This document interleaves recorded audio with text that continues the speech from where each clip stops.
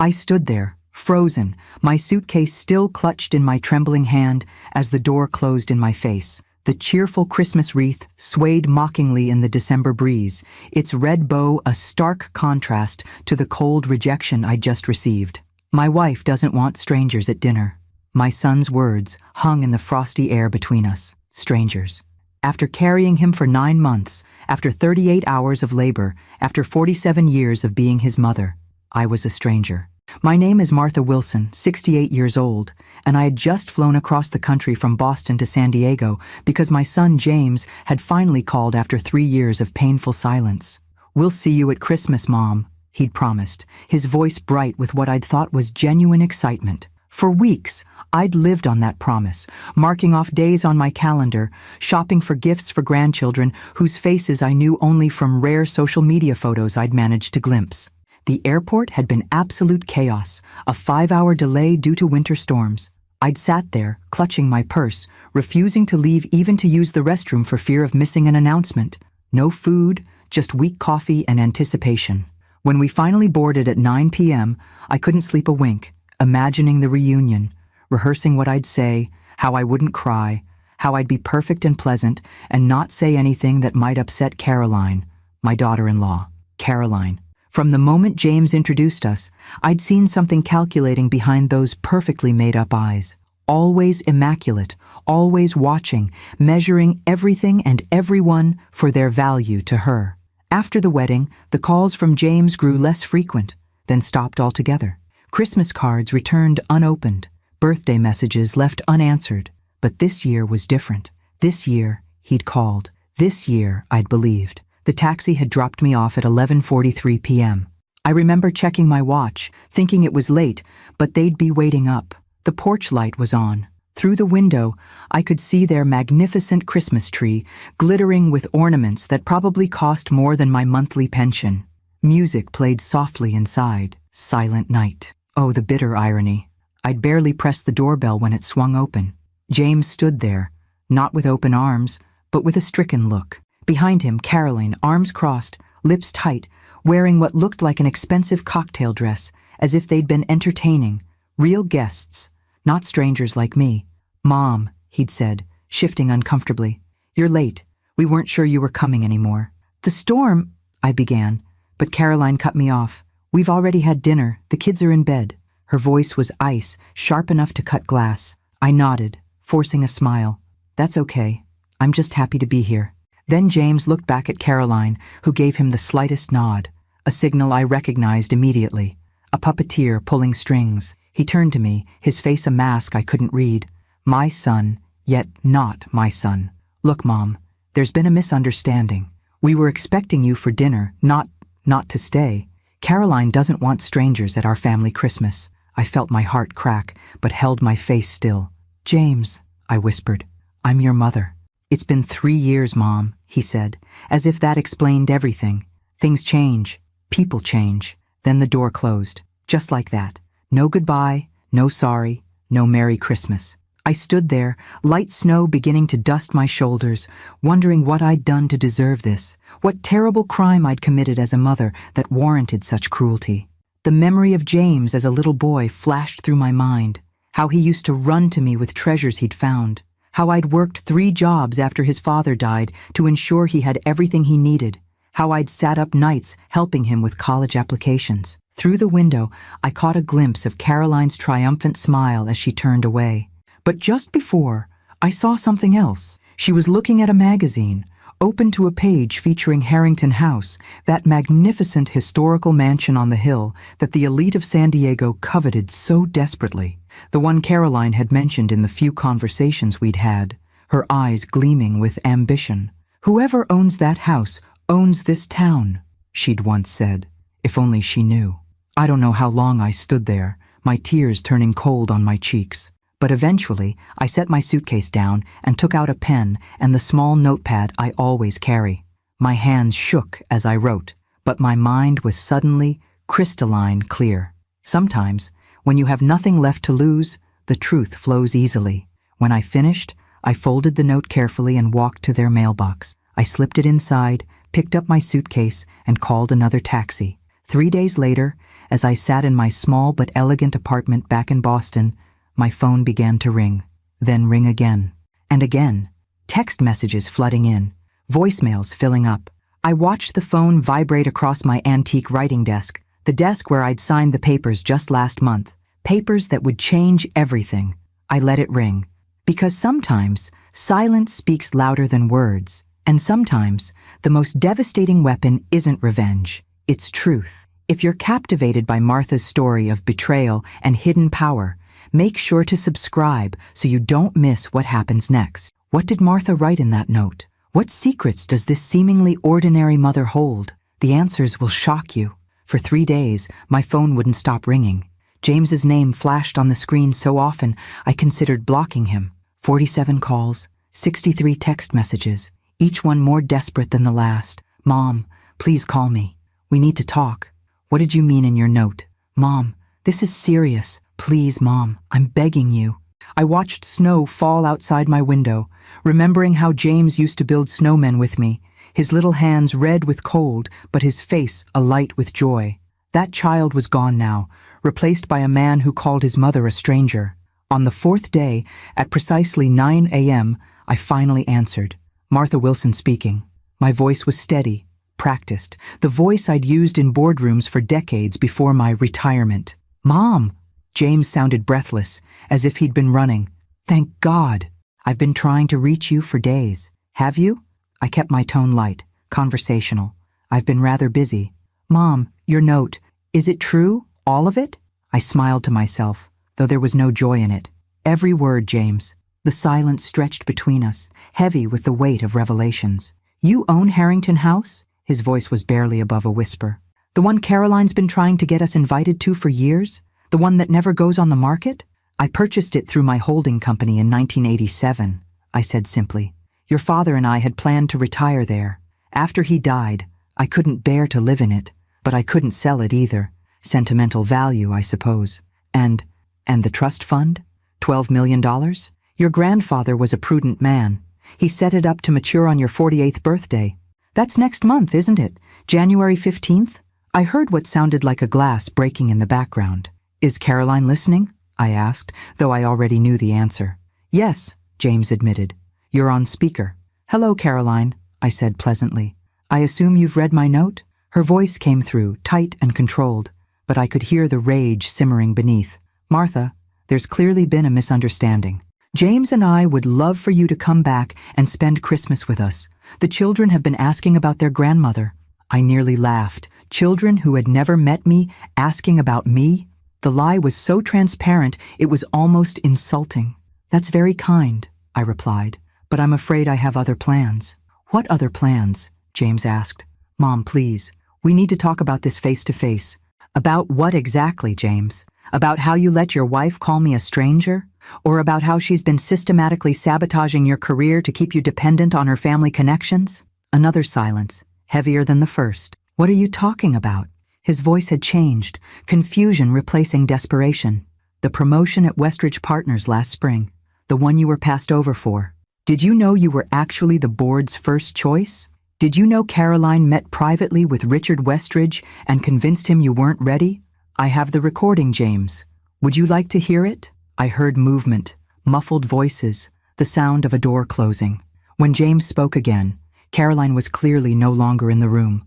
Mom, this can't be true. Caroline wouldn't do that. Just like she wouldn't intercept my letters, my birthday cards to the children, the Christmas presents I sent every year. I kept my voice gentle. This wasn't about hurting my son. It was about opening his eyes. She said you never sent anything. I have the tracking confirmations, James. Everything was delivered and signed for. I paused. By Caroline. His breathing had grown ragged. I could picture him, running his hand through his hair the way he always did when distressed. Why are you telling me this now? He finally asked. After all this time? The question struck me like a physical blow. Why now, indeed? Because I'd been a coward? Because I'd been afraid of losing him completely? Because, I said slowly, I believed that one day you would remember who you were, who we were. I kept hoping, James, until 3 nights ago when you closed the door. Mom, His voice broke. I'm so sorry. I'm not looking for apologies, James. But I am the trustee of your grandfather's estate. I have certain responsibilities. The terms are clear. The beneficiary must demonstrate sound financial judgment. If I determine that the money would be subject to undue influence or mismanagement, I have the power to redirect it to charitable causes. You wouldn't do that, he said, but uncertainty colored his words. Wouldn't I? 3 days ago, you called me a stranger. Why would a stranger leave you millions of dollars? The truth hung between us, sharp, undeniable. What do you want me to do? He finally asked. That's entirely up to you, James. But know this. I have a meeting with my lawyers on December 26th, the day after Christmas. Whatever decisions you make between now and then will determine my decisions thereafter. You're blackmailing me? Hurt and disbelief warred in his voice. I'm giving you a choice, I corrected gently. Which is more than you gave me when you shut that door. I heard a commotion in the background. Caroline's voice growing louder, demanding to know what I was saying. I should go, James said hurriedly. Yes, you should, I agreed. You have a lot to think about. Just before he hung up, I added, Oh, and James, the passcode to the email account mentioned in my note is your birth date. Everything is there. The recordings, the documents, the proof, all of it. The truth doesn't ask to be believed. It only asks to be seen. After I hung up, I sat motionless, staring at the phone. My hand trembled slightly as I reached for the photograph on my desk. James at his college graduation, beaming with pride, his arm around my shoulders. The last time I truly recognized my son. The door to my apartment opened, and Eleanor, my oldest friend, stepped in with grocery bags. You finally talked to him? She asked, setting the bags down. I nodded, unable to speak. And? She prompted, sitting beside me. And now we wait, I whispered, to see if my son still exists inside the man Caroline created. Eleanor squeezed my hand. He does, Martha. He's in there. And you just threw a grenade into the fortress keeping him prisoner. That night, I dreamed of Harrington House, its sweeping staircases, its garden views, the life I might have had there with my husband, the Christmases we might have shared with our son and his children. Dreams of what never was, what might yet be. My phone pinged at 3:17 a.m. A text from James. I opened the email. We need to talk. I'm coming to Boston. The Boston winter welcomed James with a blizzard. His flight was nearly diverted, but somehow he made it. I watched from my window as the taxi pulled up, as my son stepped out into the swirling snow, looking up at my building with uncertainty written across his face. I'd chosen this apartment specifically for its unassuming exterior. A modest brick building in Back Bay, nothing that would suggest its residents might include someone who controlled millions in assets. Nothing that would hint that apartment 4B housed the anonymous owner of Harrington House, the crown jewel of San Diego real estate. The buzzer rang. I pressed the intercom. 4th floor, I said simply, then released the door. Those 3 minutes it took him to climb the stairs were an eternity. I smoothed my cardigan, touched my silver hair, wondering if he would see the changes time had etched into my face, or if he would see only the stranger Caroline had convinced him I was. The knock, when it came, was hesitant. 3 soft taps. I opened the door to find my son looking more haggard than I'd ever seen him. Dark circles shadowed his eyes. His usually immaculate hair was disheveled, as if he'd been running his hands through it repeatedly. He'd lost weight since Christmas Eve. Mom, he said, and the words seemed to catch in his throat. James, I responded, stepping aside. Come in. He entered slowly, eyes taking in my home, a place he'd never visited. His gaze lingered on the photographs arranged on the bookshelf, most of him at various ages. The trophies he'd won in high school, the framed article about his first job at Westridge Partners. You've been following my career, he said quietly. Did you think I wouldn't? I gestured to the sofa. Sit, please. You look exhausted. He sank down, dropping his head into his hands. I don't even know where to begin. I settled in the armchair across from him, folding my hands in my lap. The beginning is usually a good place. He looked up, and for a moment, I saw the little boy who used to come to me with scraped knees and broken toys, trusting me to fix everything. The recordings, he said. Caroline, she really did all those things? Yes. She told Richard Westridge I wasn't ready for the promotion. She intercepted your letters, your gifts. Yes, his voice faltered. She's been lying to me for our entire marriage. I believe so. Yes. He stood abruptly, pacing to the window. Why didn't you tell me? Years ago, when it started happening. Why didn't you fight harder to reach me? The question pierced me like a shard of ice. I'd asked myself the same thing countless times. At first, I didn't know, I admitted. I thought perhaps you were busy, building your new life. Then I suspected, but I had no proof. By the time I obtained the evidence, you seemed happy, James. Or at least I convinced myself you were.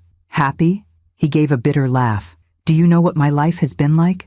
The constant pressure from Caroline to climb the social ladder, to make more money, to get invited to the right parties, the way she criticizes everything I do, everything I am. No, I said softly. I don't know, because you shut me out. He flinched as if I'd slapped him. She made it sound so reasonable. She said you were controlling, that you disapproved of her, that you were trying to manipulate me. And I believed her because it was easier than admitting I'd made a mistake. He turned to face me fully. But Harrington House? The trust fund? Mom, who are you? Really? I smiled faintly. I'm exactly who I've always been, James. Your father and I were more successful than we let on. We wanted you to develop your own work ethic, your own path. The trust from your grandfather was meant to give you freedom later in life, not to define you. And Harrington House? The house Caroline's been obsessed with since we moved to San Diego? An investment. Your father had a good eye for property. I paused. Caroline's been trying to get invited there, I understand? James sank back onto the sofa. It's all she talks about. The historic holiday party they host every year, the social connections. If we could just get our foot in that door, she always says. He looked up suddenly. The irony is that I have the only key, I finished. A moment of silence stretched between us, and then, unexpectedly, James began to laugh. It started as a chuckle and grew until tears streamed down his face. Whether from mirth or pain, I couldn't tell. All this time, he gasped between breaths, she's been chasing approval from society, and my own mother, the woman she's been poisoning me against, holds the keys to the kingdom she's desperate to enter. I waited for his laughter to subside. James, why did you come here? He sobered instantly. She doesn't know I'm here. I told her I had a business trip to New York. He leaned forward. After I saw the emails, the recordings, I started watching her more carefully, checking things she told me, finding inconsistencies. And last night, I found a burner phone in her desk drawer. She's been texting someone, a man, planning meetings. My heart sank. I'm sorry, James. Don't be. His voice hardened. It confirms everything you've been saying, everything I was too blind to see. He reached for the briefcase he'd brought, opening it to remove a folder. I found these too, financial records. She's been moving money from our joint accounts into a private one. Small amounts, but over years. Nearly $100,000, I said quietly. His head snapped up. You knew about this too? I've had people keeping an eye on your finances for the trust fund evaluation. People? What people? I hesitated, then decided complete honesty was the only path forward. I'm on the board of Westridge Partners, James, anonymously, through a holding company. His face went slack with shock. What? That's not possible. I would know. Would you? How often do you interact with the board? The actual board, not just the executive team? Almost never, he admitted. The board members are reclusive, private. By design, I said. We prefer to evaluate talent from a distance. We? His eyes narrowed. Mom, what exactly are you telling me? I rose, walking to my desk where I unlocked the bottom drawer. From it, I withdrew a leather portfolio embossed with the Westridge Partners logo. I handed it to him. Your father didn't just work for Westridge. He founded it, with Richard Westridge. When he died, I inherited his shares. I've been a silent partner ever since. James opened the portfolio with trembling hands, scanning the documents inside. Stock certificates, board meeting minutes, investment reports. His name appeared repeatedly in talent evaluations, each one glowing with praise. You've been watching my entire career, he whispered. Not controlling it, I corrected gently. Watching. There's a difference. Does Caroline know any of this? I don't believe so, though she clearly suspects there's money somewhere. Hence her interest in your promotion. In Harrington House. He closed the portfolio slowly. What happens now? That depends on you, James. On me? He looked confused. You're the one holding all the cards. I shook my head. No, I'm holding information.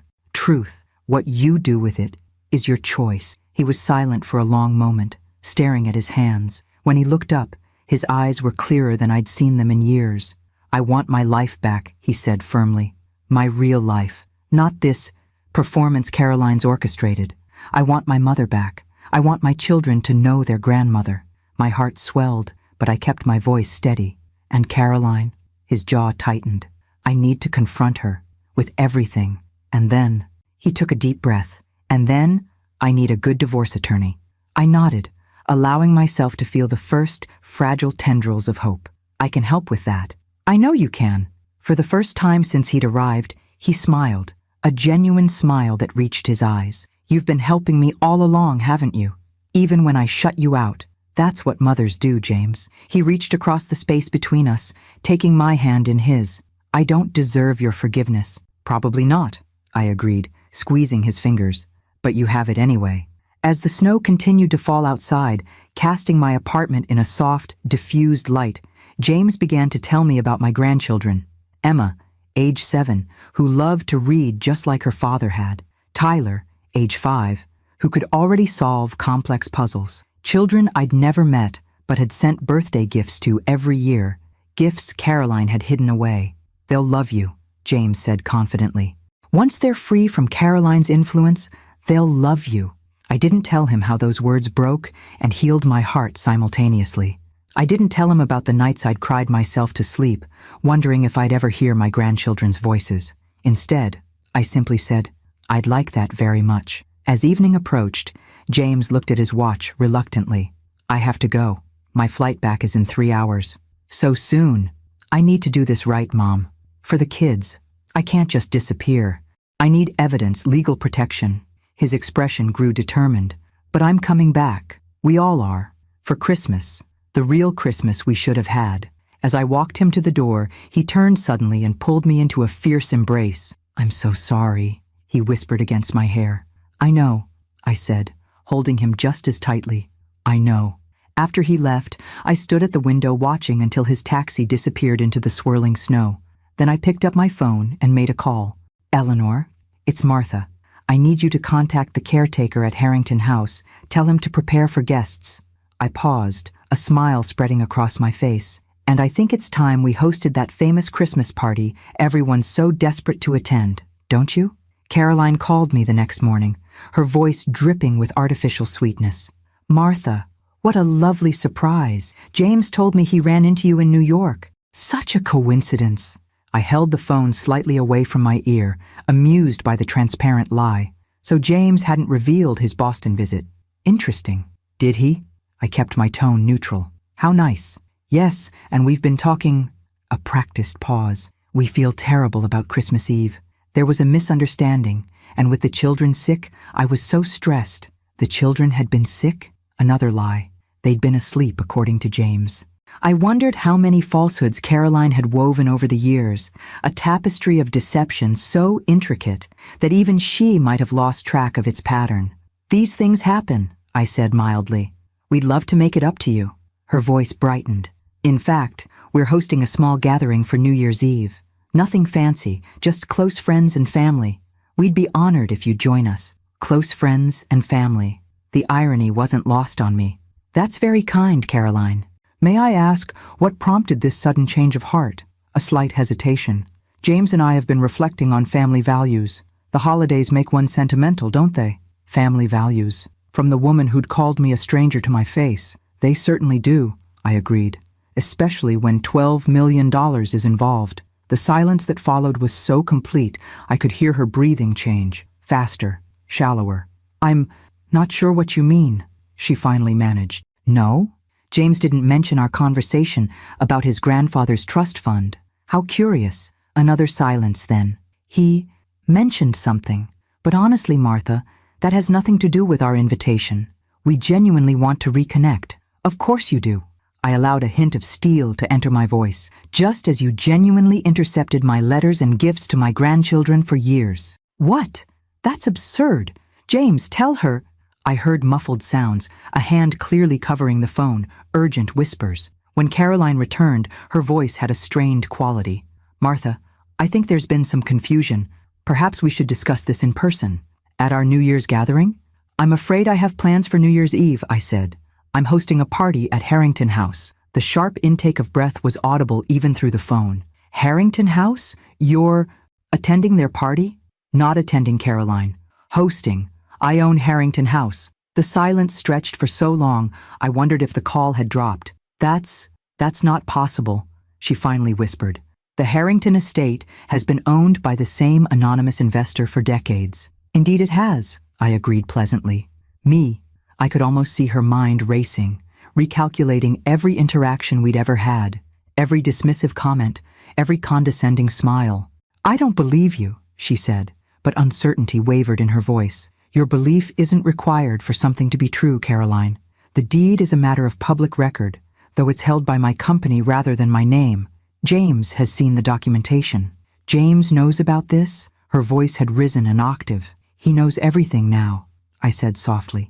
The trust fund, Harrington House, your meeting with Richard Westridge to sabotage his promotion, your text messages to Michael Crawford. Her gasp was sharp, pained. How did you... As I said, James knows everything now. The only question remaining is what he chooses to do with that knowledge. You've poisoned him against me, she hissed, the sweet facade crumbling completely. You couldn't stand that he chose me over you, so you fabricated these lies. They would be easier to dismiss if they were lies, wouldn't they?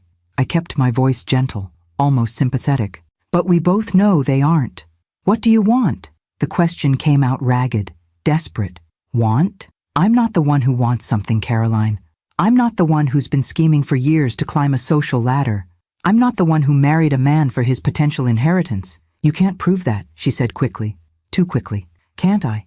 The prenuptial agreement you refused to sign might suggest otherwise. The sudden interest you took in James after meeting my friend Eleanor at that charity event where she mentioned his family connections. Another shocked silence. I could almost hear the pieces clicking into place in Caroline's mind. Eleanor Winters? She finally asked. Your friend Eleanor is Eleanor Winters from the Boston Symphony fundraiser? The very same. You made quite an impression, asking all those questions about the Wilson family finances immediately after learning James's last name. This is insane. You've been spying on me since before I even met James? Not spying, Caroline. Protecting.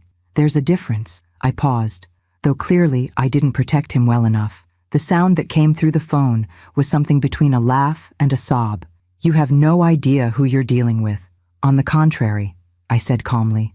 I know exactly who I'm dealing with. The question is, do you? I ended the call before she could respond, placing my phone carefully on the table beside me. My hands were steady, my breathing calm, but my heart raced with an emotion I hadn't felt in years. Purpose. Eleanor called an hour later. Caroline's been making inquiries about Harrington House ownership records, she reported, rather frantically according to my contact at the county clerk's office. Good, I said. Let her look. The truth is there for anyone willing to see it. Martha, Eleanor's voice grew serious. Be careful. Cornered animals are dangerous. So are mothers protecting their children, I reminded her, even when those children are 47 years old. That night, James texted me. Caroline's acting strange, asking questions about Grandpa, about family money. What did you say to her? I replied simply, the truth. Be vigilant. The game has begun. The invitation arrived at homes across San Diego 3 days later. Cream-colored cardstock with elegant gold embossing. Mrs. Martha Wilson requests the pleasure of your company for the revival of the Harrington House Holiday Gala, December 31st, 8 p.m. My phone rang minutes after the first invitations were delivered. You're really doing this, James said, sounding both amazed and apprehensive. I believe I am, I replied, checking my list of acceptances. Already 32, including the mayor and 2 state senators. The Harrington House Gala had once been the social event of the season. Its revival after 15 years was causing quite the stir. Caroline received her invitation this morning, James continued. She's not well. Oh? She locked herself in the bathroom for an hour. When she came out, she started making calls, dozens of calls, to everyone she knows who might have connections to Harrington House. I smiled to myself. And what did she learn? That Martha Wilson, the mysterious widow from Boston who rarely makes public appearances, has owned the property for decades, that you're not just wealthy, but connected to half the important families on the East Coast. He paused. That I've been, as one of her friends put it, catastrophically stupid not to have cultivated a better relationship with my own mother. People can be unkind, I murmured. In this case, they're not wrong. His voice grew quiet. Mom, there's something you should know. Caroline's planning something. My pulse quickened. What kind of something? I'm not sure yet. She's been making calls from her burner phone, meeting with someone yesterday. Not Michael Crawford, someone new. And she's been asking questions about the trust fund, about its terms. Has she approached you directly? No, she's being unusually nice, attentive, talking about family therapy, about healing our marriage. But I've seen this performance before. It means she's plotting. I considered this information carefully. The trust documents are ironclad, James. My father, your grandfather, was nothing if not thorough. It's not just the trust I'm worried about, James admitted. It's the children. Since I confronted her about the text messages, she's been keeping them especially close, canceling play dates, picking them up early from school, almost like she's preparing. A chill ran through me. You think she might try to leave with them? I don't know. Maybe I'm being paranoid. But I've never seen her like this, cornered, desperate. It scares me. Have you spoken to a lawyer yet? Yesterday. He's preparing divorce papers but advised me to gather more evidence before filing. Caroline's family has connections in the legal community here, which is why you'll be using my attorneys in Boston, I said firmly. They're already drawing up custody documents. Forward everything you have, the texts, financial records, recordings, to the secure email I sent you. I will. He hesitated. There's one more thing. Caroline's insisting we attend your party. Together, as a family. This surprised me. Even after everything? She says it's important to keep up appearances, that we can't let rumors start, but I think she wants to confront you, or worse, humiliate you somehow. Let her try, I said calmly. Harrington House has weathered many storms over the centuries. One more won't matter. Mom, be careful. You don't know what she's capable of. But I did know.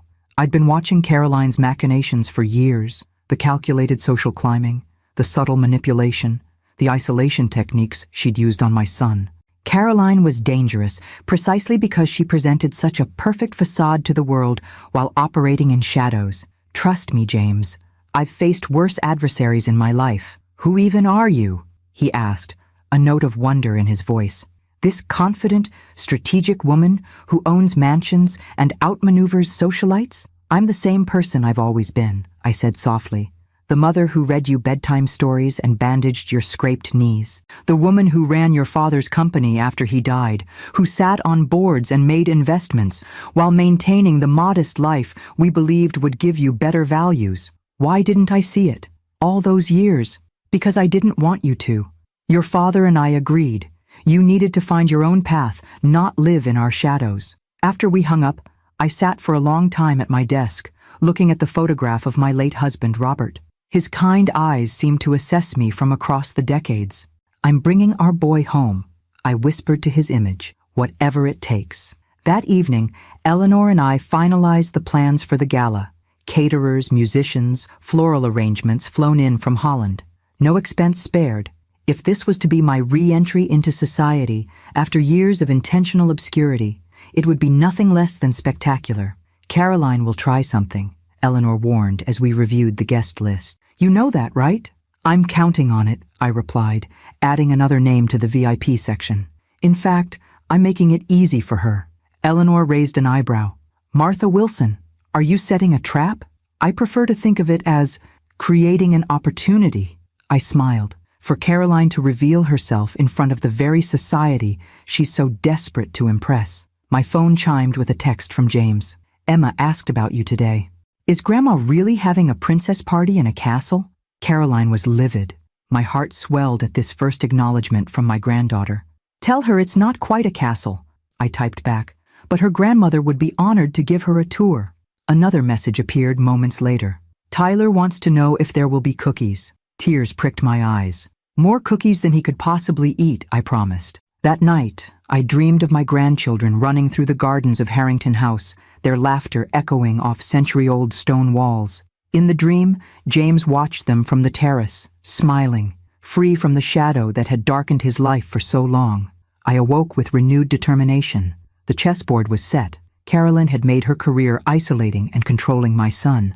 Now she would learn what happens when a mother finally says, enough. This family drama of secrets, power, and redemption has captivated thousands.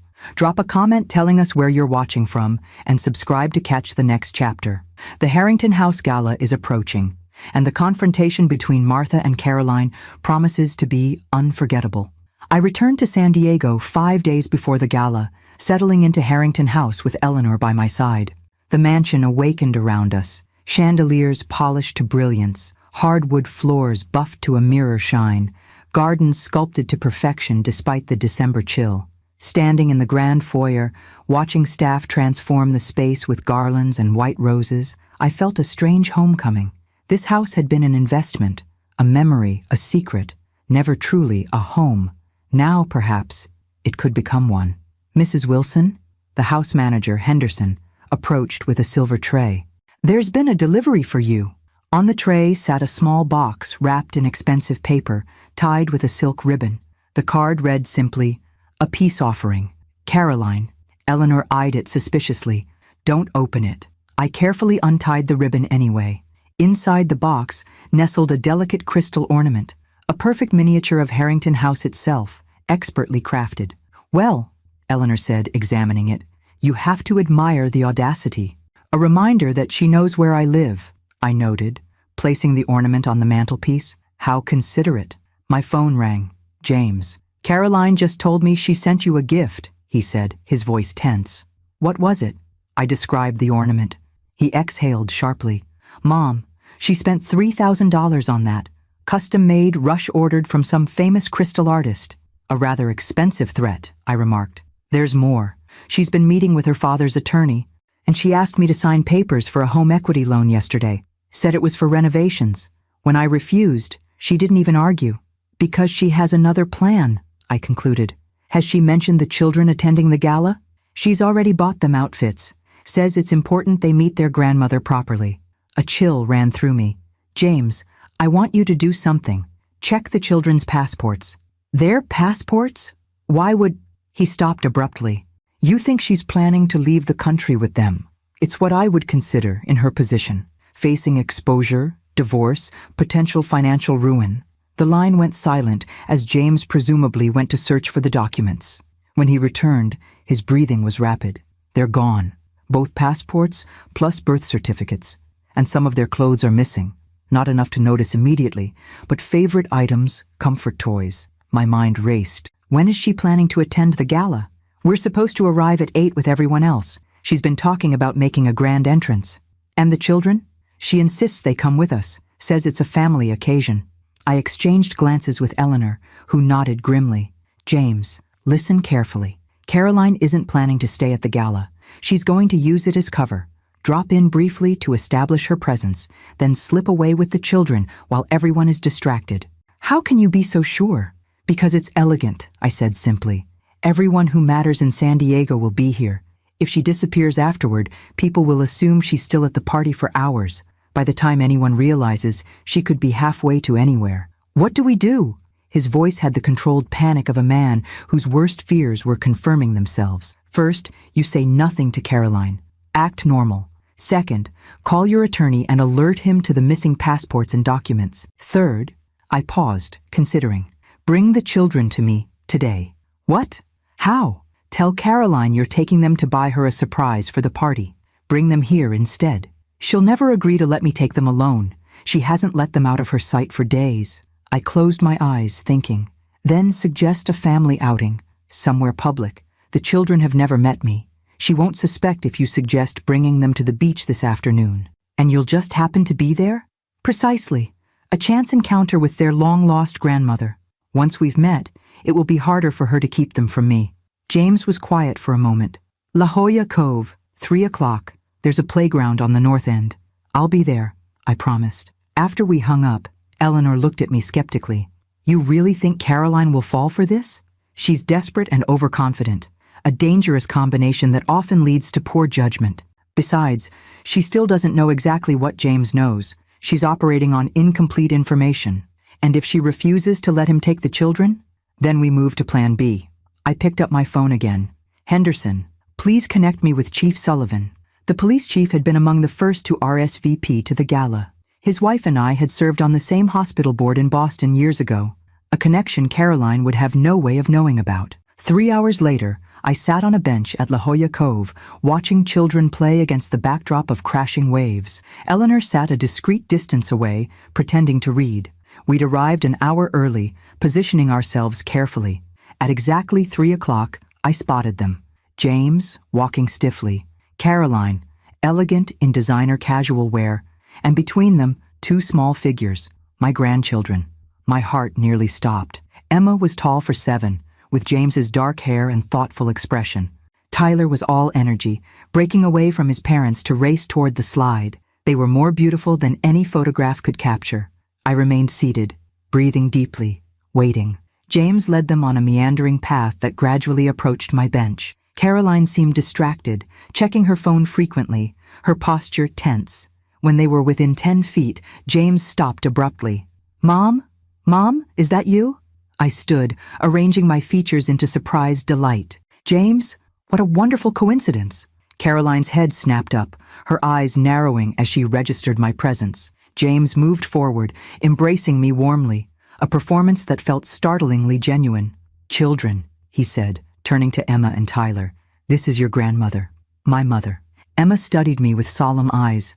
Tyler simply asked, "Are you having cookies at your castle party?" I laughed genuinely. "More cookies than you can possibly eat." "Martha," Caroline interrupted, her voice tight, "what a surprise to find you here." "I've always loved this beach," I said pleasantly. "Would you mind if I joined you for a while? I've waited so long to meet my grandchildren." Before Caroline could object, Emma stepped forward. "Do you really live in a castle?" "It's a very old house," I corrected gently, "with a beautiful garden where children used to play many years ago." "Can we see it?" Tyler asked eagerly. Caroline's smile was brittle. "Perhaps after the party, sweetheart. We should let grandmother get back to her preparations." "Actually," James interjected, "I think a quick tour today would be wonderful. The children have been so excited since they heard about it." I watched the calculation in Caroline's eyes, weighing the risk of refusing against the opportunity to see inside Harrington House before the gala. Curiosity won. "Well," she said, "if Martha doesn't mind." "I would be delighted," I replied, meeting her gaze steadily. "Family is always welcome at Harrington House." As we walked toward the parking lot, Emma slipped her small hand into mine. "Dad says you have stories about when he was little," she whispered. "So many stories," I promised, squeezing her fingers gently. "And I've waited a very long time to tell them to you." Caroline watched this exchange with a carefully neutral expression, but I caught the flash of something dangerous in her eyes. She was recalculating, adapting her strategy. Let her, I thought. The game was changing, but the advantage was now mine. My grandchildren were no longer just names and photos. They were real, warm, curious little people who deserved protection from whatever their mother was planning. And I would protect them, whatever the cost. If this family drama has you on the edge of your seat, drop a comment telling us where you're watching from. Will Caroline's escape plan be thwarted? What will happen when the children see Harrington House for the first time? Subscribe now to make sure you don't miss the next chapter of this riveting story. Harrington House revealed itself as we rounded the final curve of the tree-lined drive. 3 stories of golden limestone glowing in the afternoon sun. Windows like watchful eyes. Gardens, stretching toward the cliff's edge where the Pacific churned below. "Wow," Emma breathed beside me. "It really is a castle." Tyler bounced in his seat. "Does it have secret passages?" I smiled, remembering James asking the same question decades ago during his only childhood visit. "A few," I admitted. "This house has been standing for almost 100 years. It holds many secrets." Caroline's eyes darted everywhere, absorbing details, assessing value. The predatory focus in her gaze was unmistakable. James parked in the circular drive, and Henderson appeared immediately to greet us, his professional demeanor betraying no surprise at our unexpected arrival. "Welcome to Harrington House," he said, bowing slightly. "Refreshments have been prepared in the garden room." Caroline's eyebrows rose fractionally at this evidence of a well-orchestrated household. She'd clearly expected something less established. As we entered the grand foyer, Tyler gasped at the sweeping staircase. Emma stared upward at the domed ceiling with its hand-painted constellations. Even Caroline couldn't conceal her awe. "It's even more magnificent than people say," she murmured, trailing her fingers along a marble side table. "It's been in my late husband's family for generations," I explained, watching her reaction carefully. "Though it's changed hands occasionally, it always seems to find its way back to us." "How fortunate," Caroline replied, her smile not reaching her eyes. I led them through the main floor, the formal dining room with its table set for 30, the library with first editions behind glass, the music room where a grand piano gleamed under spotlights. Throughout, James watched his children's wonder with a joy I hadn't seen on his face in years. Caroline watched me, calculating, reassessing. In the garden room, a light afternoon tea awaited. Henderson had thoughtfully included cookies shaped like stars and moons, perfect for children. As the children settled with their treats, James drew me aside. "You've lived here all this time? Whenever you visited San Diego?" "No," I admitted quietly. "I could never bring myself to stay here after your father died.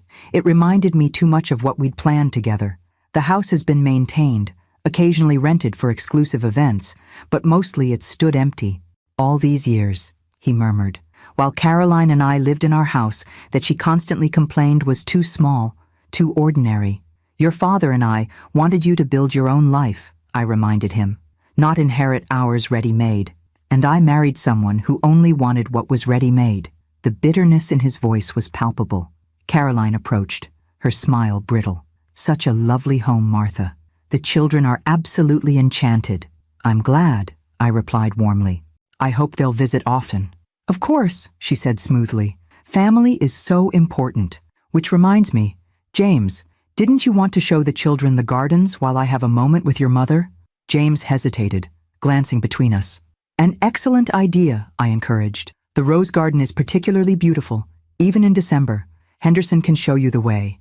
After they departed, Caroline's facade dissolved like sugar in rain. "What are you doing?" she demanded, voice low and intense. "Having tea with my family," I replied calmly. "Is that a problem?" "You know exactly what you're doing. This house, the gala, appearing at the beach today, it's all calculated to undermine me." I sipped my tea. "How insecure you must be, to see a grandmother meeting her grandchildren as some form of attack. Don't play innocent. I've done my research on you now, Martha Wilson. Boston society maven, silent partner in multiple companies, friend to senators and judges. You make me sound far more interesting than I am." Her laugh was harsh. "The act might work on James, but not on me. You're trying to take my family apart." "Your family?" I set down my cup carefully. "The family you've isolated from me for years? The husband whose career you've sabotaged? The children you're planning to take out of the country without their father's consent?" Her face blanched. "What are you talking about?" "The missing passports, Caroline. The packed favorite toys. The sudden interest in home equity loans. Did you think James wouldn't notice?" She recovered quickly. "That's absurd. I would never." "Wouldn't you? When faced with losing everything, the social position, the financial security, the control?" "You have no proof of anything," she hissed. "Actually, I do." I smiled placidly. "The beauty of wealth, Caroline, is that it buys excellent security services. I have records of your meetings with Michael Crawford, your visits to private banking institutions, the offshore account you've been establishing." This was a calculated bluff, but from the flash of panic in her eyes, it struck home. "Whatever James has told you is distorted," she insisted. "We've had problems, yes, but all marriages do. He's confused, possibly even having some kind of breakdown. His work has been so stressful." "The work you prevented him from advancing in?" I interjected. "Or the work where his mother is actually on the board?" Caroline went very still. "You're lying." "Am I?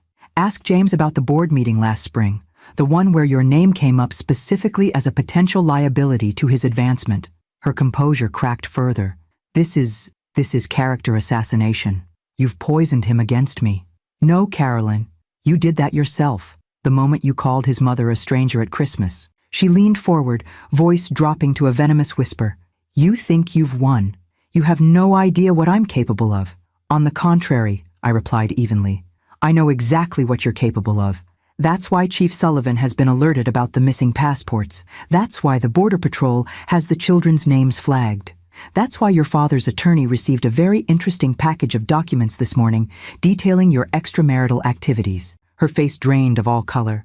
You wouldn't dare. I already have, I said simply. The question is, what will you do now? Continue with a plan that's already compromised? Or find a way to salvage your dignity? Before she could answer, the garden doors burst open and Tyler ran in, face alight with excitement. Grandma! Dad says there's a treehouse in the big oak. Can we see it? I turned to him with genuine warmth. Of course, sweetheart. It was your father's favorite place when he was your age. Caroline watched, speechless, as I took Tyler's hand and led him back outside. In the garden, Emma was examining roses while James pointed out different varieties. The scene was so perfectly ordinary, so completely what I had dreamed of for years, that my heart ached with the fullness of it. You okay, Mom? James asked quietly, coming to stand beside me. Never better, I assured him, though I could feel Caroline's eyes boring into my back from the house. But we need to be vigilant. The storm hasn't passed yet. James nodded imperceptibly, then clapped his hands.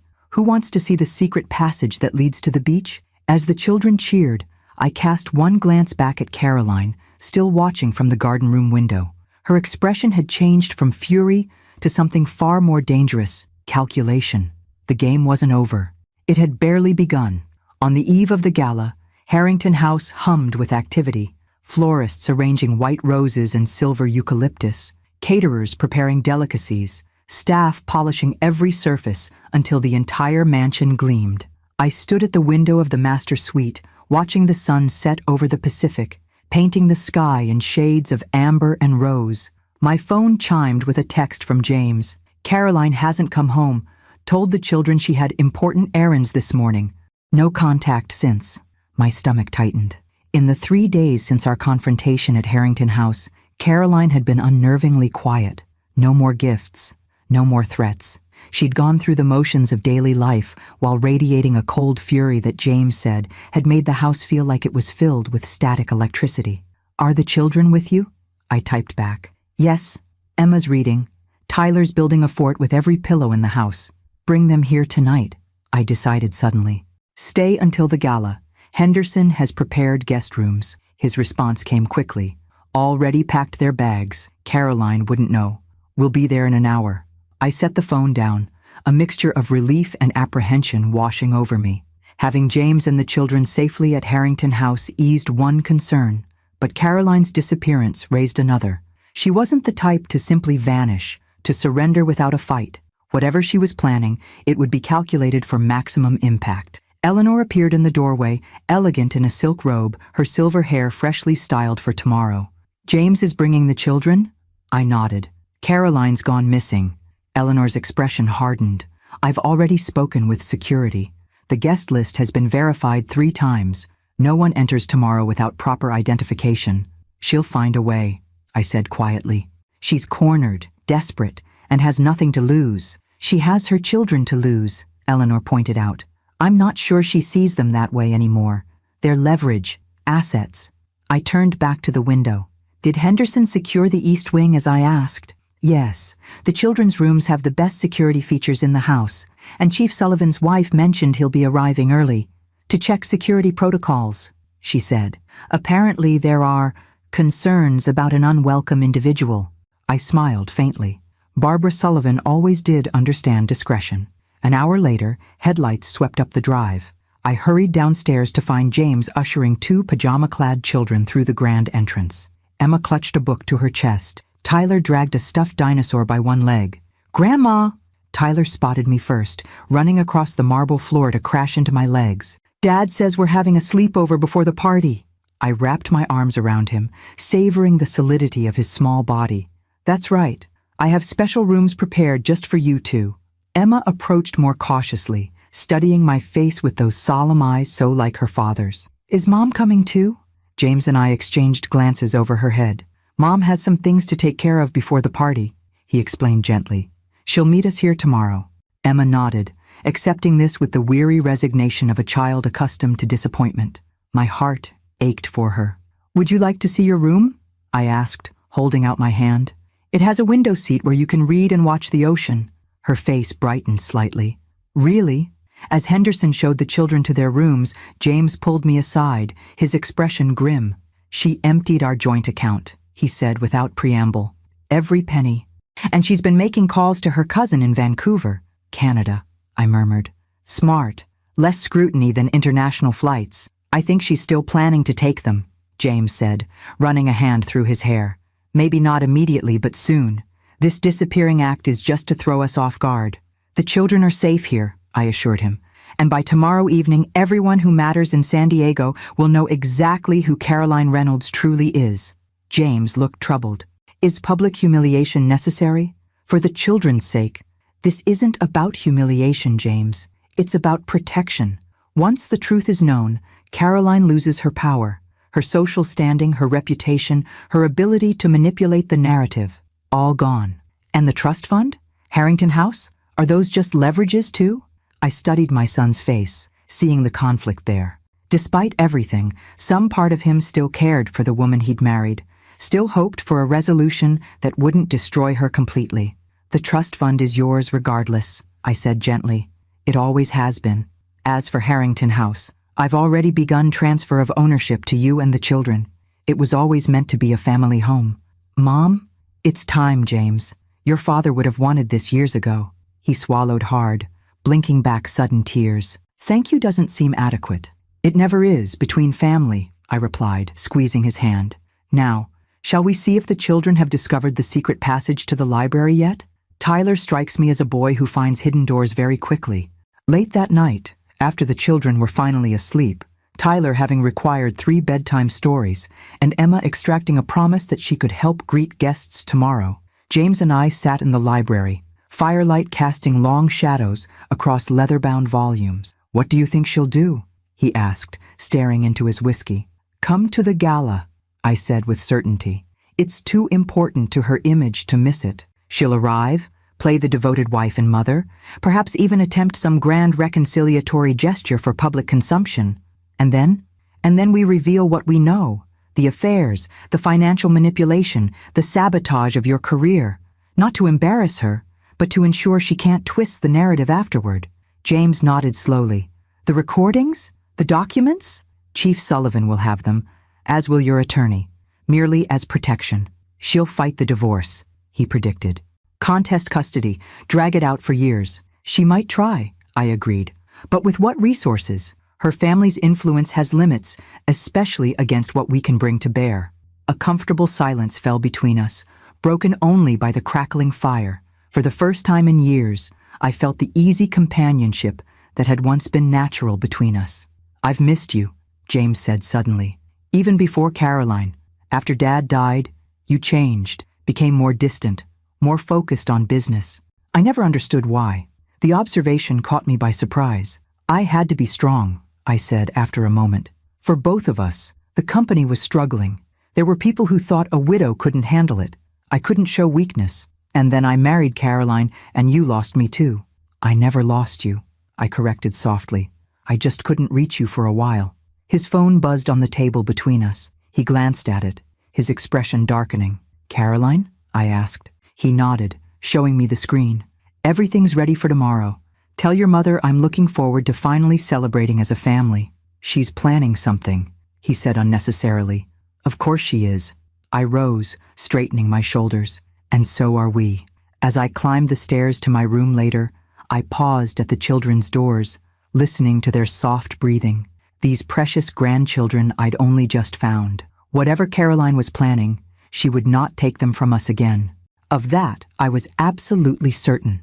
The Harrington House Gala, a social event to some, a battleground to others, was now less than 24 hours away. Harrington House blazed with light against the evening sky, every window aglow, spotlights illuminating the facade. Cars lined the circular drive, Bentleys, Maseratis, the occasional discreet limousine, as San Diego's elite arrived in waves of expensive perfume and designer formal wear. I stood at the top of the grand staircase, surveying the scene below. The foyer sparkled with thousands of tiny lights woven through garlands of pine and silver eucalyptus. Ice sculptures gleamed on tables laden with delicacies. A string quartet played in the corner, their music floating above the growing murmur of conversation. You look magnificent, Eleanor said, appearing beside me in midnight blue silk. I smoothed the skirt of my silver gown, classic, elegant, with just enough shimmer to catch the light. Is everything in place? She nodded. Chief Sullivan arrived 20 minutes ago. James's attorney is by the west entrance. The children are with Henderson in the family wing, watching holiday movies until their grand entrance at 9. And Caroline? No sign yet, but the night is young. James joined us, handsome in his tuxedo, though tension lined his face. Half of San Diego is downstairs, he murmured, including 3 people from my office who've never so much as nodded to me in the hallway. Amazing what an invitation to Harrington House can accomplish, Eleanor remarked dryly. Are you ready? I asked James. He took a deep breath, as I'll ever be. Together we descended the staircase. A subtle hush fell over the crowd as heads turned, conversations paused. I felt the weight of hundreds of eyes, the rapid reassessment happening behind polite smiles. Martha Wilson, not just the reclusive widow from Boston, but the owner of Harrington House, mother of James Reynolds, grandmother to his children. The mayor approached first, his wife resplendent in emerald satin. Martha, what a delight to see you hosting again. Harrington House hasn't seen a gala like this in, 15 years? 16, I corrected with a warm smile. Far too long. We've missed your influence in San Diego society, his wife added, her gaze sliding curiously to James. I've been focused on family matters, I replied smoothly. Speaking of which, may I properly introduce my son, James Reynolds? The introductions continued for nearly an hour. Senators, judges, philanthropists, business leaders. Many knew James vaguely from professional circles, but seemed startled to discover his connection to me. I watched their expressions shift, mental calculations happening behind air kisses and handshakes. By tomorrow, everyone would know that James Reynolds wasn't just another mid-level executive, but the heir to Martha Wilson's considerable fortune and influence. It was nearing 8:30 when the atmosphere in the room subtly changed. Heads turned toward the entrance, conversations faltered. Caroline had arrived. She stood framed in the doorway, a vision in crimson. Her gown, clearly new, clearly expensive, clung to her slender figure before flaring dramatically at the knees. Diamonds glittered at her throat and wrists, pieces I'd never seen before. New jewelry, Eleanor murmured beside me. That's where some of the money went. Caroline swept into the room with practiced grace, accepting glasses of champagne and greeting acquaintances as if she attended galas at Harrington House every weekend. Her laugh tinkled across the space, her smile dazzling, the perfect political wife, the consummate socialite. When she finally approached us, her expression was one of pure delight. Martha, what a spectacular evening. You've outdone yourself. Caroline, I inclined my head slightly. We weren't sure you'd join us. And miss the social event of the season? Never. She turned to James, placing a perfectly manicured hand on his arm. Darling, have you seen the Hendersons? They were asking about that charity auction next month. James stiffened under her touch, but maintained his composure. I believe they're in the conservatory. We should say hello, she insisted, her grip tightening. Family unity and all that. As she steered James away, she glanced back at me with the slightest smirk, a reminder that, for tonight at least, appearances mattered. She was still Mrs. Reynolds, still the mother of James's children, still his wife in the eyes of everyone present. Eleanor watched them go. She's good. I'll give her that. She's desperate, I corrected. Look at her eyes. For all her poise, Caroline's gaze darted continuously around the room, assessing exits, tracking movements. A woman with an escape plan. At precisely 9 o'clock, Henderson appeared at the top of the staircase. The quartet stopped playing, and a gentle chime sounded through the room. Ladies and gentlemen, Henderson announced, his voice carrying effortlessly across the now hushed crowd. Mrs. Martha Wilson is delighted to present her grandchildren, Miss Emma Reynolds and Master Tyler Reynolds. The children appeared beside him, Emma lovely in a blue velvet dress, Tyler handsome in his first tuxedo. They had practiced this moment all afternoon, the careful descent of the stairs, the dignified pace. Yet their faces shone with genuine excitement as they spotted me waiting at the bottom. A collective awe rose from the assembled guests. I extended my hands to the children as they reached the final step, drawing them close. Aren't they beautiful?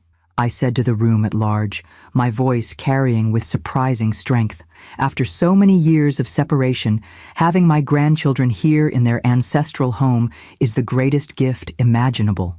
Murmurs rippled through the crowd. I caught fragments. Separation? Never knew. Family drama. as speculation spread like ripples in a pond. Caroline pushed through the crowd to reach us, her smile fixed, but her eyes blazing. "Children, don't you look wonderful?" She reached for Emma, who instinctively stepped closer to me. I noted the flash of hurt on Caroline's face, with a pang of unexpected sympathy. Whatever her failings, she was still their mother. "Perhaps," I suggested gently, "the children would enjoy showing their parents the ballroom before the dancing begins?"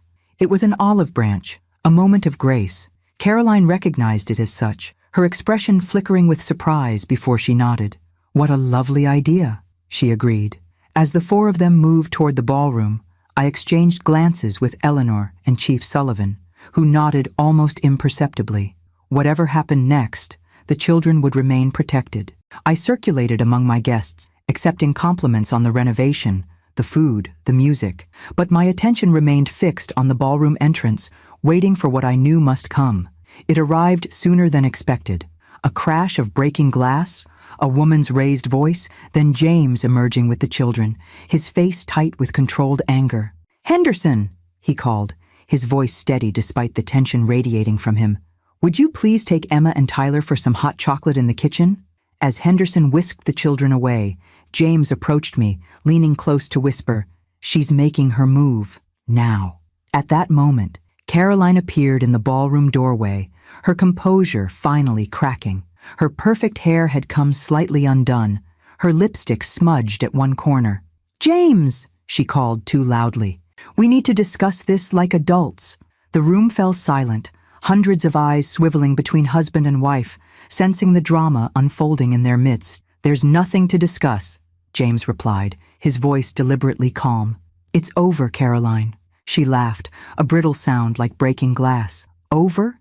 You think you can just end our marriage because your mother fills your head with lies?" I stepped forward. "I believe it was your actions that ended your marriage, Caroline. The affairs, the financial deception, the sabotage of James's career." Gasps rippled through the crowd. Caroline's face flushed deep red. "How dare you?" she hissed. "In front of everyone." "The truth comes out eventually," I said simply.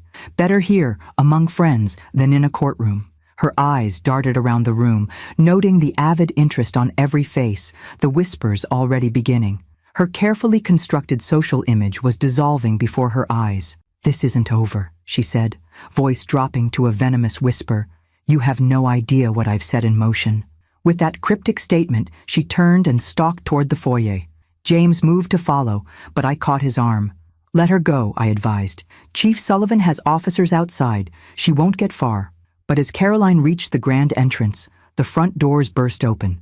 A man in an expensive suit entered, flanked by two uniformed police officers. "Mrs. Reynolds," he announced loudly, "I have a warrant for your arrest on charges of embezzlement and wire fraud." The crowd gasped collectively. Caroline froze, her face draining of color. "Who?" she began. "Agent Harris, FBI," the man replied crisply. "Your transactions with offshore accounts triggered several flags in our system. Your father-in-law's company has filed formal charges." I felt James stiffen beside me. "Father-in-law's company?" he repeated. "Mom, what is he talking about?" "I made some calls," I said quietly.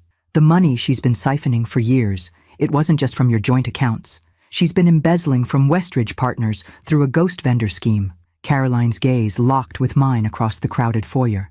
In that moment, I saw not just anger, but genuine shock. She hadn't known I was connected to Westridge, hadn't known I could trace her financial manipulations that far back. As the officers led her away, the crimson train of her gown trailing across the marble floor, the gathered elite of San Diego erupted into furious whispers. Tomorrow, the story would be everywhere. Caroline Reynolds arrested at the Harrington House Gala, her carefully constructed life exposed as a fraud. James watched her go, his expression unreadable. "You arranged this," he said finally. "The arrest, the timing, the public humiliation. Not the way you think," I replied.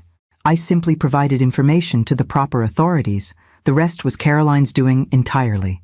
He nodded slowly, processing. "The children are safe, enjoying hot chocolate with Henderson." I touched his arm gently. "Go to them. They'll need their father tonight." As James headed toward the kitchen, Eleanor appeared at my side. "Well," she murmured, That was more dramatic than even I expected. It's not over, I warned. She meant what she said about setting something in motion. What could she possibly do now? She's been arrested, exposed, humiliated. Caroline always has a contingency plan, I said, scanning the room uneasily. Always. The morning after the gala dawned clear and bright, sunlight streaming through Harrington House windows onto scattered evidence of the previous night's spectacle, forgotten champagne flutes, a single high-heeled shoe, programs listing dances that had never occurred after Caroline's dramatic arrest. I sat in the garden room, watching Emma and Tyler play on the lawn. They seemed remarkably resilient, accepting James's careful explanation that Mommy had to go away for a while, with the pragmatism of children who had perhaps sensed more of their parents' troubled marriage than adults realized. Henderson approached with a silver coffee service. The San Diego Tribune has called 3 times this morning, Mrs. Wilson, as have several television stations. No comment to any of them, I replied, adding cream to my coffee. Where is James? Still on the phone with the attorneys, madam. In the library. I nodded, unsurprised. The legal machinery had been set in motion. Divorce proceedings, custody arrangements, the untangling of financial ties. Caroline had been released on bail in the early hours of the morning, collected discreetly by her father. She was under court order to stay away from James and the children, pending further hearings. Yet despite all this, a sense of unease clung to me like morning fog. Caroline's parting words echoed in my mind. You have no idea what I've set in motion. My phone rang. Eleanor. Have you seen it? She asked without preamble. Seen what? Check your email. Now. I opened my laptop, finding a message from Eleanor with the subject line, Caroline's Revenge. Inside was a link to a newly published article in a prominent business journal. Westridge Partners, the silent power behind the throne. My stomach dropped as I skimmed the piece. It detailed my connection to Westridge, my role on the board, the nepotistic promotion of my son, the shadowy financial dealings of the company. Quotes from sources close to the situation painted a picture of corporate manipulation and family favoritism. She must have had this ready for weeks, Eleanor said when I called her back. Insurance policy, set to publish if anything happened to her. The timing is deliberate, I agreed grimly. The morning after her public humiliation. How bad is it? Bad enough. Stock will take a hit. There will be calls for investigation, board restructuring. I paused. James's position will be compromised. She can't take the money, so she'll settle for destroying reputations, Eleanor concluded. It's actually rather brilliant, I admitted, a reluctant admiration coloring my tone. She knew exactly where to strike. James found me still sitting with the laptop open, the children now napping after their morning exertions. You've seen it, he said, dropping into the chair across from me. Yes. Richard Westridge called. The board is meeting tomorrow for damage control. He ran a hand through his hair. My career at Westridge is effectively over. I'm so sorry, James. Don't be. To my surprise, he looked more relieved than devastated. I've never been happy there, Mom. The constant pressure, the political maneuvering, it was always Caroline's dream for me, not mine. What would you have chosen if you'd been truly free to decide? He smiled faintly. Architecture.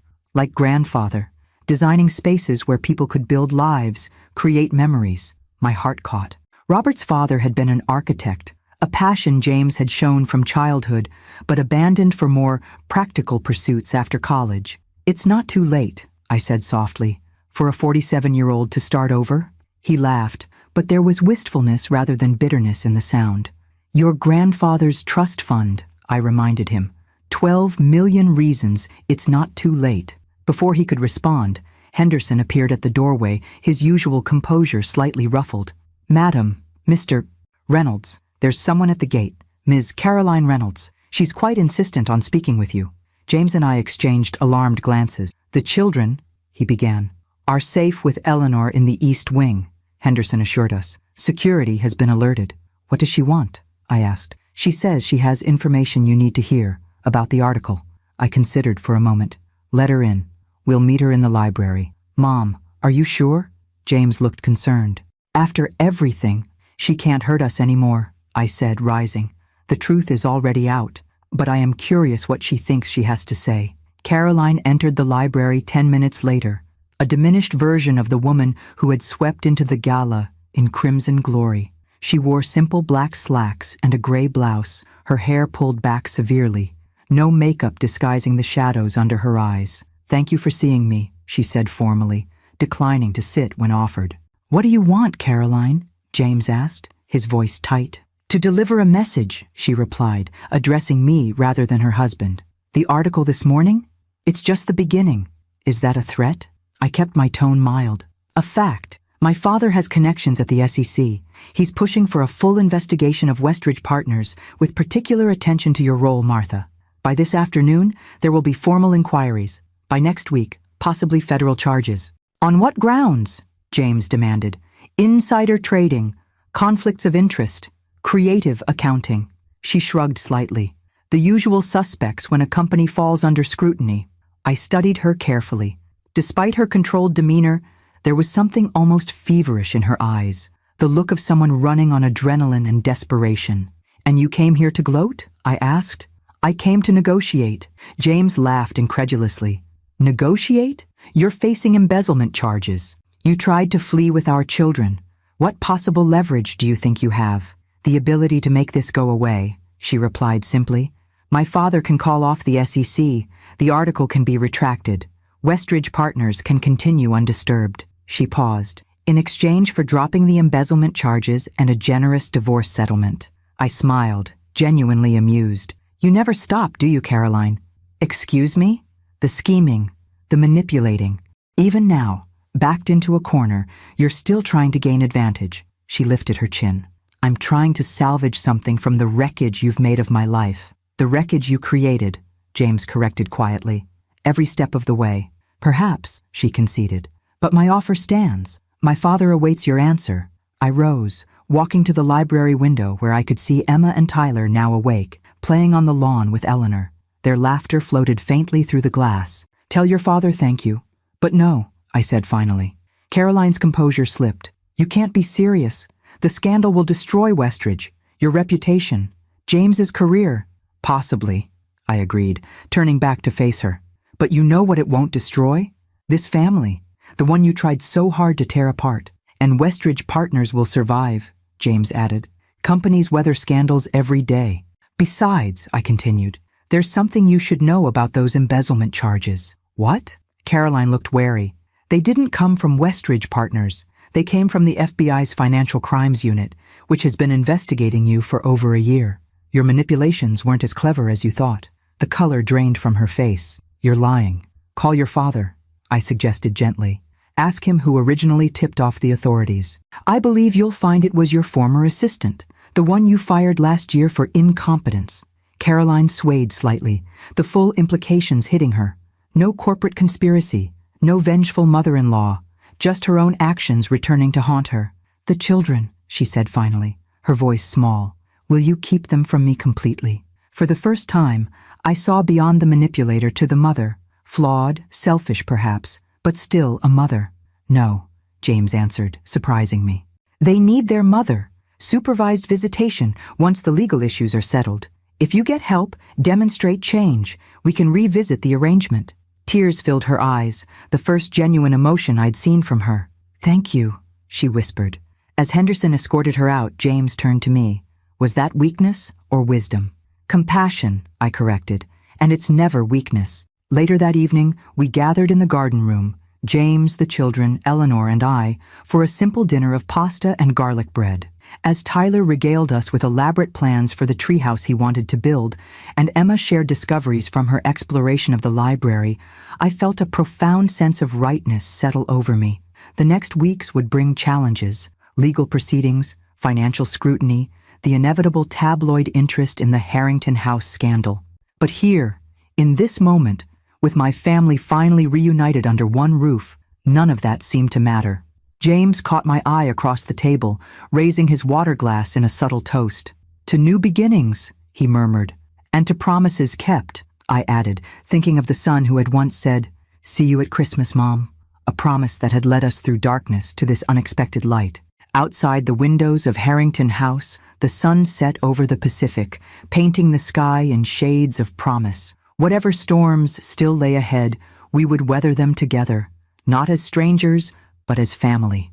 Thank you for joining us on this journey of betrayal, redemption, and the enduring power of a mother's love. If Martha's story touched your heart, please subscribe and turn on notifications so you never miss another story. And remember, sometimes the strongest words we can say are the simplest. I am your mother. Words that can close doors or open them forever.